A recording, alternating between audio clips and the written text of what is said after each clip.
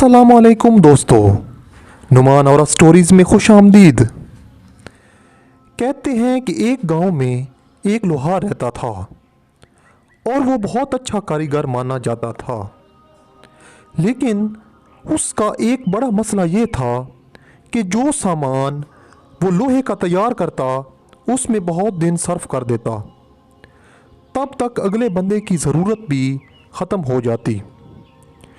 इसलिए गांव के लोगों ने उसकी जानिब जाना छोड़ दिया और दूसरे कारीगरों का रुख कर लिया। एक दिन वो अपने काम में मसरूफ़ बैठा था कि ऊपर से उसकी बीवी आ गई और उसने आते ही लोहार को कोसना शुरू कर दिया कि घर में पूरा राशन ख़त्म है, तुम यहाँ आराम से बैठे हो, तुम अपने काम में इतना सुस्त हो कि जब अगले बंदे के काम की ज़रूरत भी ख़त्म हो जाए तब तुम उनको माल तैयार कर देते हो।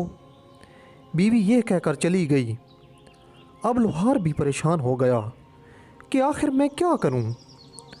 उसके बाद उसने अपने करीब की मस्जिद का रुख किया और वहां अल्लाह से गिड़गिड़ा कर दुआएं करने लगा, या अल्लाह, मैं तो अपने काम पूरी मेहनत और ईमानदारी से करता हूं, फिर भी मेरे साथ ऐसा क्यों होता है।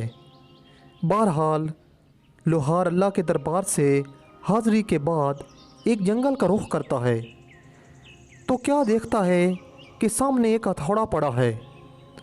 उसने इर्द गिर्द देखा तो कोई भी ना था।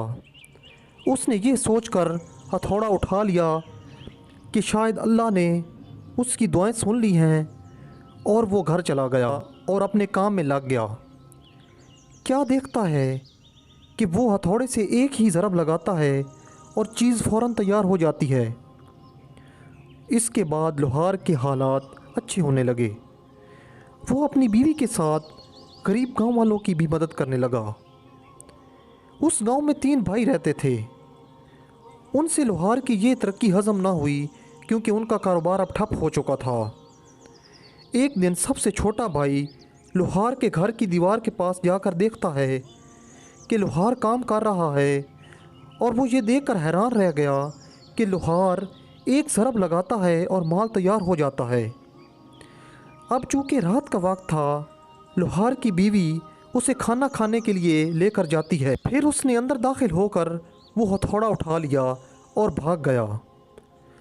अपने भाइयों को देखकर कहता है कि अब मैं अमीर हो जाऊंगा।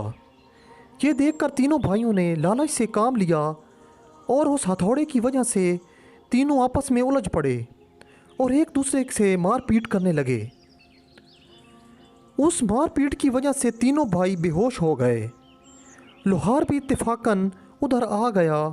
उसने वो हथौड़ा उठा लिया और दरिया में जाकर फेंक दिया। उसने कहा कि ऐसे हथौड़े की ज़रूरत ही नहीं जो लोगों के दरमियान मारपीट का बायस बने। उसके बाद लोहार ने अपने काम को मेहनत और ईमानदारी से शुरू कर दिया और अच्छे से रहने लगा।